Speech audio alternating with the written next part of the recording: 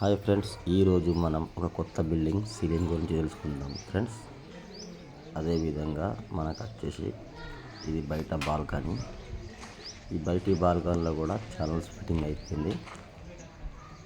ఈ వర్క్లో బయటి బాల్కనీ పీవీసీ ఫిట్టింగ్ వస్తుంది. లోపల మనకు అదేవిధంగా పీవీసీ సీలింగ్ చేస్తున్నారు. చూడండి, ఇది మనకు వచ్చేసి కిచెన్.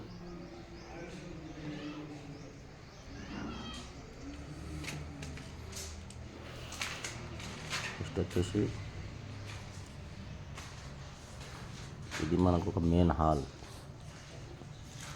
హాల్లో కూడా వైరింగ్ కూడా కంప్లీట్ అయిపోయింది.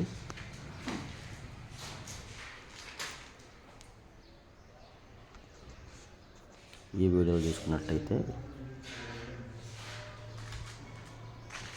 ఇది మనకు ఒక పూజా రూమ్లో ఇంకా ఛానల్స్ ఫిట్టింగ్ చేయలేదు.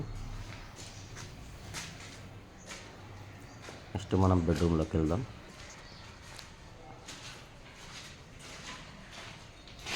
చిల్డ్రన్ బెడ్రూమ్లో కూడా వైరింగ్ కంప్లీట్ అయిపోయింది.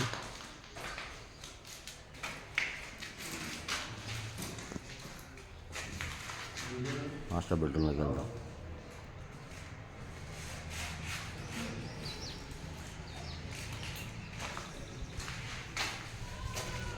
చూడండి, అదేవిధంగా మాస్టర్ బెడ్రూమ్ కూడా వైరింగ్ కంప్లీట్ అయిపోయింది.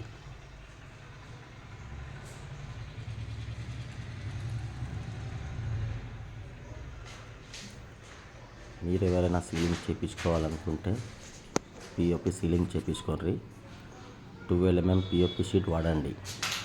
మనకు ఈ ఛానల్స్ వచ్చేసి 60 బాటమ్ 40 పట్టి. ఇది వచ్చేసి మనకు జిప్సమ్ షీట్. ఈ జిప్సమ్ షీట్ ఎందుకంటే మాకు వర్టికల్ కోసం 1 ఇంచున్నర వర్టికల్ ఏంటంటే పిఓపి షీట్లా కట్ తొందరగా విరిగిపోతుంది కాబట్టి జిప్సమ్ షీట్ ముక్క తీసుకుంటాం. ఇది 12 mm షీట్స్.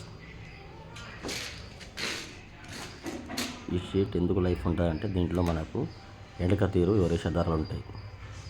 ఈ రేష దారాలతోటి ఈ సీలింగ్కి మనకు బలం ఎక్కువ ఉంటుంది. జిప్సమ్ సీలింగ్కు ఈ రేష దారాలు ఉండవు, కింద పైన పేపరే ఉంటుంది కాబట్టి జిప్సమ్ సీలింగ్ లైఫ్ ఉండదు. పిఓపి సీలింగ్ లైఫ్ ఉంటుంది.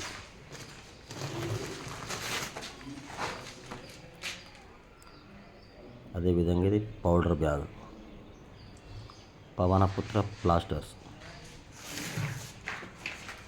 ఫ్రెండ్స్, ఎలాంటి మీకు డౌట్ ఉంటే మీరు కామెంట్ చేయొచ్చు. ఇది స్క్రూ బాక్స్.